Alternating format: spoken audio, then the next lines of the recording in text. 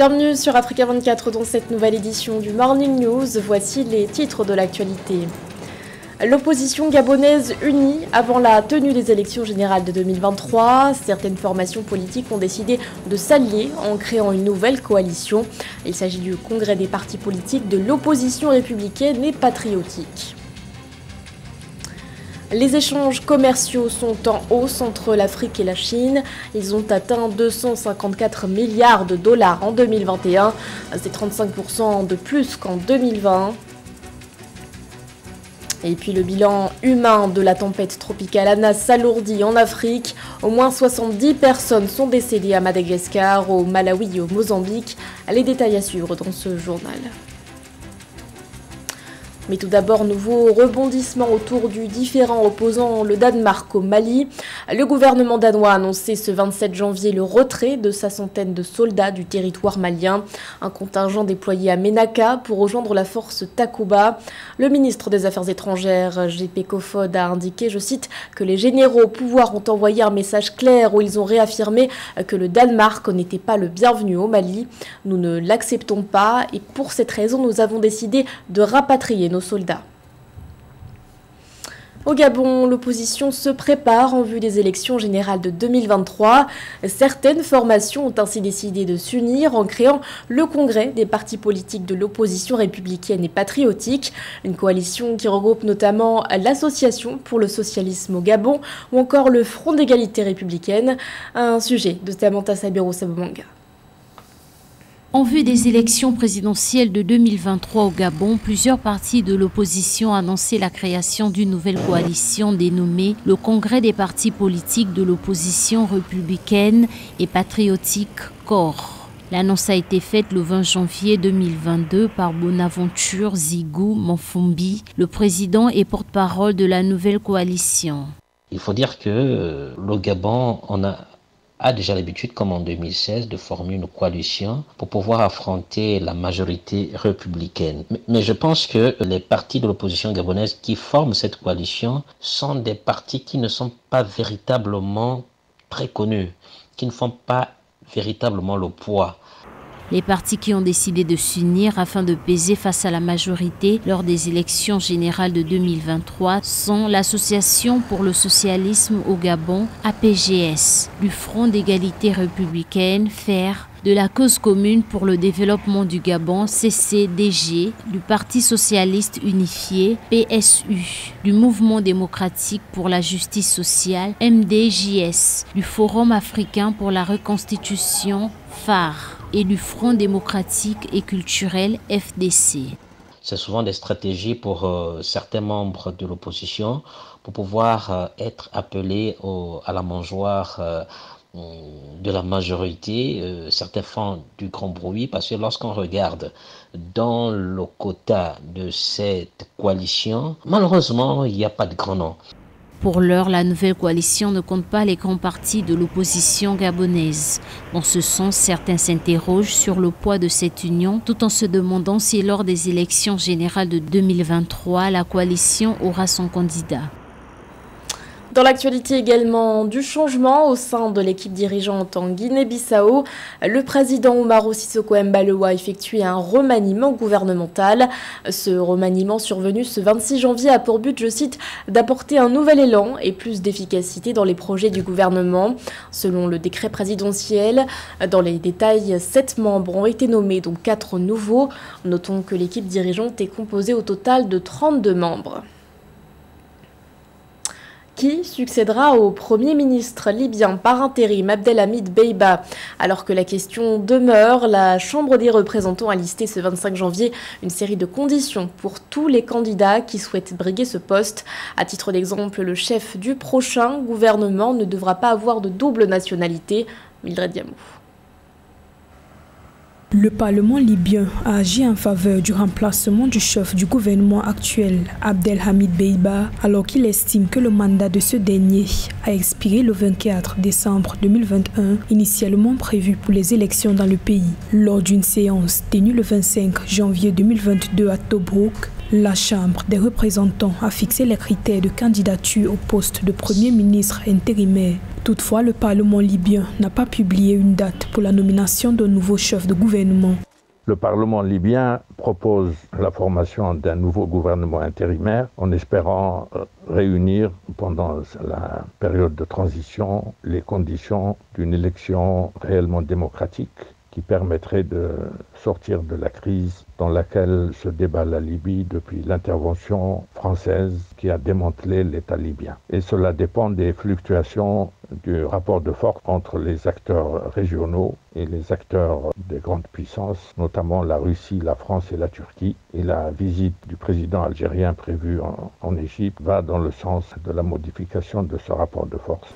Le chef du prochain gouvernement libyen ne doit pas posséder une double nationalité ni avoir une conjointe de nationalité étrangère. Il devra démissionner de son poste actuel et signer un engagement de ne pas se présenter aux prochaines élections. Le nouveau Premier ministre et ses parents doivent être libyens et musulmans. Il doit être âgé de 35 ans et plus et ne pas avoir de passé judiciaire, selon un communiqué du Parlement.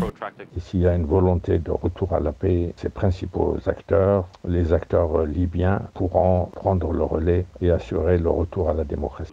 La démarche du Parlement libyen ne fait pas l'unanimité. Certaines parties appellent au maintien de l'actuel gouvernement et exigent plutôt un calendrier électoral dans de brefs délais. Notons qu'en septembre 2021, le Parlement libyen avait retiré sa confiance au gouvernement d'unité nationale en le considérant comme un gouvernement intérimaire. 254 milliards de dollars, c'est le volume total des échanges commerciaux entre l'Afrique et la Chine. Ces chiffres en hausse par rapport à 2020 devraient une nouvelle fois conforter la position de la Chine en tant que premier partenaire économique du continent. Plus de précisions avec Philomène Tine. Les échanges commerciaux entre l'Afrique et la Chine ont connu une augmentation de 35% en 2021 et se sont situés à 254 milliards de dollars. Le dynamisme de la coopération commerciale sino-africaine en 2021 résulte du rebond économique dû à la très forte hausse des prix des matières premières, sans pour autant négliger les importantes ventes chinoises d'articles médicaux vers l'Afrique.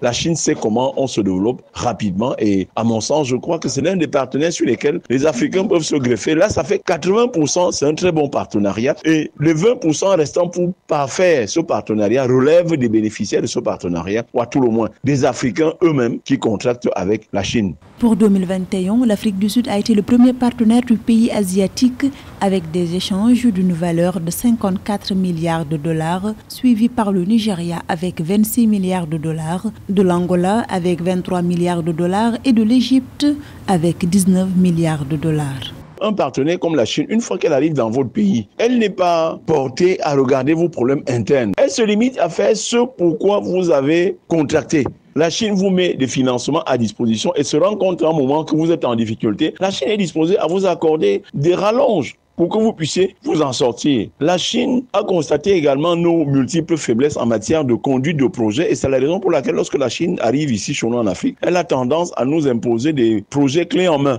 Les commerciaux s'attendent à une diversification plus importante dans le cadre des échanges entre le continent et la Chine en 2022. Ils misent sur les produits agricoles qui pourraient permettre aux exportations africaines vers la Chine d'enregistrer des résultats substantiels. C'est une véritable bouffée d'oxygène pour la Mauritanie. Le pays se voit allégé d'une dette de 25,3 millions de dollars. Une exonération qui résulte d'un accord conclu avec la Chine le 25 janvier dernier. Avec cet allègement, la Mauritanie prévoit de mettre en œuvre des projets structurants destinés à accompagner les plus vulnérables. Les détails avec Joël Balou. Comme dans plusieurs pays d'Afrique, l'économie de la Mauritanie est durement affectée par la pandémie de coronavirus. En décembre 2020, le niveau d'endettement du pays est de l'ordre de 5 milliards de dollars. Pour accompagner la Mauritanie dans son relèvement économique, une dette de 25,3 millions de dollars vient d'être annulée par la Chine au cours de la signature d'un accord en vue de contribuer à l'accroissement des ressources. Le fait que la Chine annule une dette importante que la Mauritanie avait vis-à-vis d'elle est un signe pour le renforcement des relations bilatérales entre ces deux États. Ce renforcement se concrétise dans beaucoup de domaines, dans les infrastructures, dans la pêche, pour la construction d'infrastructures maritimes comme le port vers Ndiago, comme l'exploitation minière. Selon la Banque mondiale, cet allègement de la dette mauritanienne devrait stabiliser la politique financière du pays, ce qui contribuerait à soutenir les familles les plus pauvres. Surtout qu'avec une population estimée à 5 millions d'habitants, 31% vit en dessous du seuil de pauvreté. La Mauritanie, c'est l'un des premiers pays à exporter, par exemple, le minerai de fer vers la Chine. Parce que la production mauritanienne qui se chiffre entre 12 et 13 millions de tonnes, la plus grosse partie est exportée en Chine. Mamoudou Kane, ministre mauritanien des Affaires économiques, a précisé qu'une précédente exonération de 8,26 millions de dollars avait été décidée en octobre 2021. Cependant, aucune donnée n'est disponible sur le montant de la dette chinoise due par la Mauritanie. Des maisons endommagées, des champs submergés. La tempête Anna continue de faire des ravages en Afrique. Le bilan s'est alourdi à 70 morts à Madagascar, au Mozambique et au Malawi. Le Malawi qui a d'ailleurs décrété l'état de catastrophe naturelle. Zahra Mohamed Moudiou. Le bilan ne cesse de s'alourdir.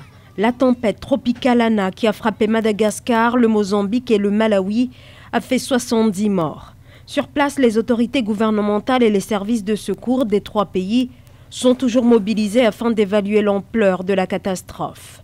Une tempête dévastatrice comme ici au Malawi.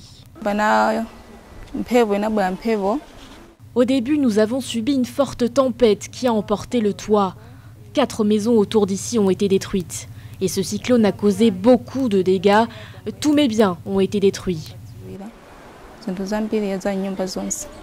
Des dégâts considérables causés par les pluies diluviennes qui ont commencé la semaine dernière sur la côte qui borde l'océan Indien et dans le canal du Mozambique. Des populations entières ont tout perdu. Des milliers de maisons endommagées se sont effondrées sous le poids des litres d'eau. Le désastre est tel qu'au Malawi, le gouvernement a décidé de déclarer l'état de catastrophe naturelle. Catherine Kaliza redoute à présent un drame humanitaire.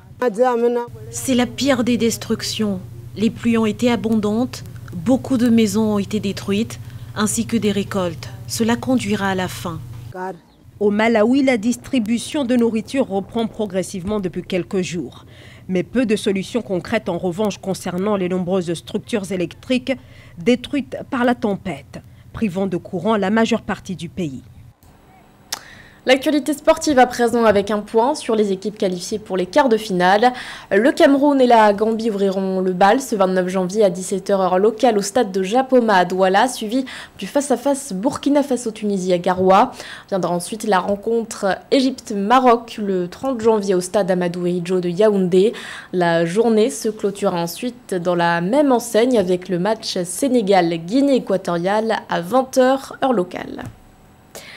Et ces quarts de finale se dérouleront malheureusement sans la participation de la Côte d'Ivoire.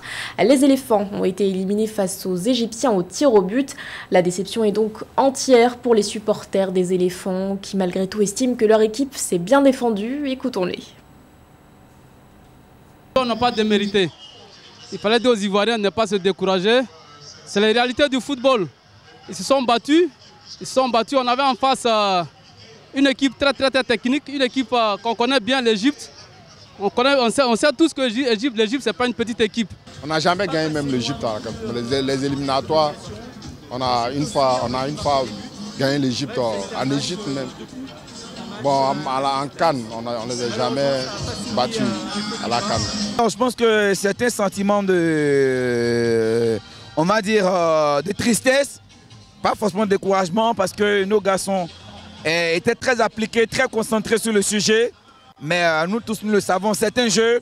Le football est une science inexacte. On s'est procuré pas mal d'occasions. On a su contenir les actions égyptiennes. On n'a pas pris de but.